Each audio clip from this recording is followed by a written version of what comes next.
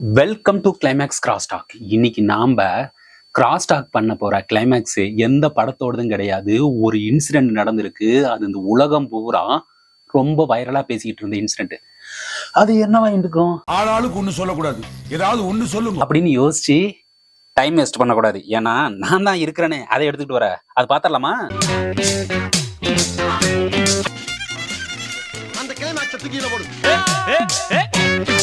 விஜயும் த்ரிஷாவும் ஒரே பிளைட்ல டிராவல் பண்ணாங்கல்ல, அதை பத்தி என்னென்னமோ எப்படி எப்படிலாம் கட்டுக்கதை கட்டி விட்டாங்க. நாமளும் ஒரு கட்டுக்கதையை அவுத்து விடலான்னு தான் இந்த ப்ரோக்ராம் இப்ப ஸ்டார்ட் பண்ணிருக்கிறேன். எல்லாரும் ஒரு நிமிஷம் வேலையை ஸ்டாப் பண்ணுங்க. மறுபடியும் நான் ஒரு கதை சொல்ல போறேன். அந்த ப்ரோக்ராம்ல ஆக்சுவலா அந்த இன்சிடென்ட் என்ன நடந்துச்சு? விஜயும் த்ரிஷாவும் கீர்த்தி சுரேஷ் மேரேஜுக்கு கோவாவுக்கு போவாங்களா? அமைதியா போயிட்டு இருந்த அந்த பிளைட்ல ஒரு விஷயம் நடக்குது. என்ன விஷயம்னு பாத்தீங்கன்னா, எஸ், த்ரிஷாவும் விஜயும் அந்த பிளைட்ல டிராவல் பண்ணிட்டு இருக்கும்போது த்ரிஷா திடீர்னு மயங்கி விழுந்துட்டாங்க.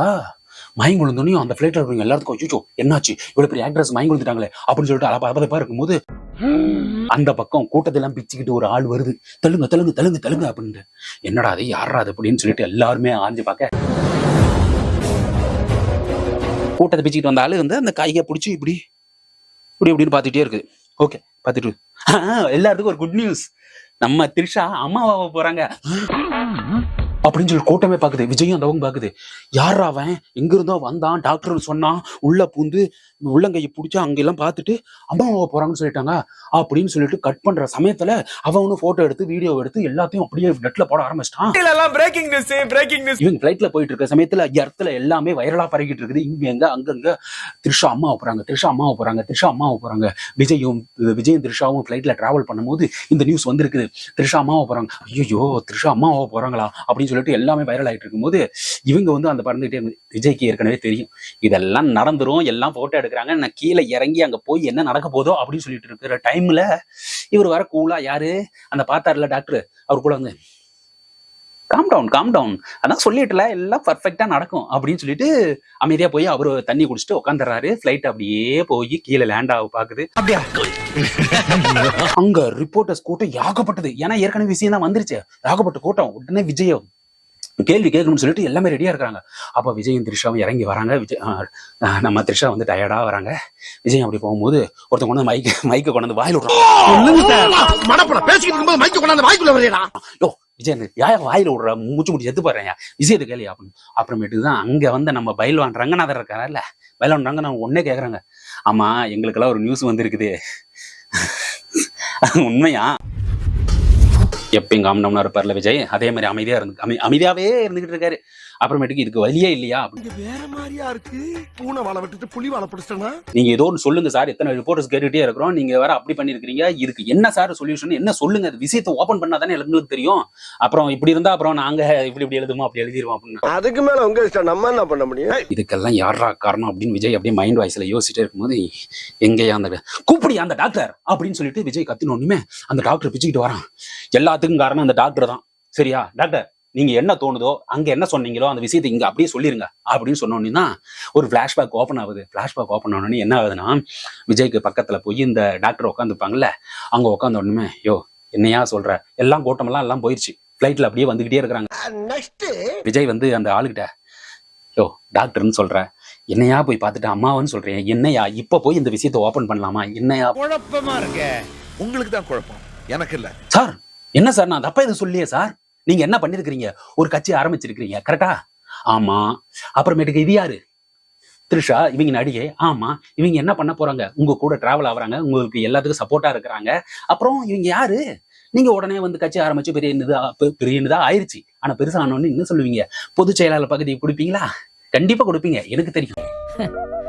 நான் எழுதின ஸ்டோரி தான், ஆனா எனக்கே தெரியாம ஏகப்பட்ட ட்விஸ்ட் வைக்கிறாங்கப்பா. இவ்வளவு விஷயத்த பண்ணிட்டு இருக்கையில நான் மறுபடியும் நீ பேசிட்டே இருக்கிற, ஆனா நீ யாருன்னு மட்டும் சொல்ல மாட்டேங்கிற அப்படின்னு சொல்லிட்டு மறுபடியும் கேட்டோன்னே அந்த ஆள் இருந்துகிட்டு, நான் தான் சொன்னேன் டாக்டர் சார், நான் வந்து ஜோசியத்துல டாக்டர் பட்டம் வாங்கிறேன்.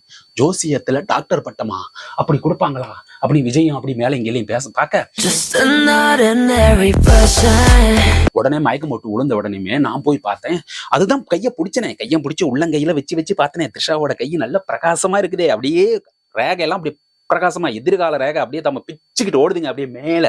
அதுதான் பார்த்து சொன்னேன், நீங்க வேற கட்சி ஆரம்பிச்சிருக்கிறீங்க, நீங்க எம்ஜிஆரா நான் கற்பனை பண்ணிக்கிட்டேன். நீங்க எம்ஜிஆரா இருக்கும் போது அம்மாவா யாரு இருப்பாங்க?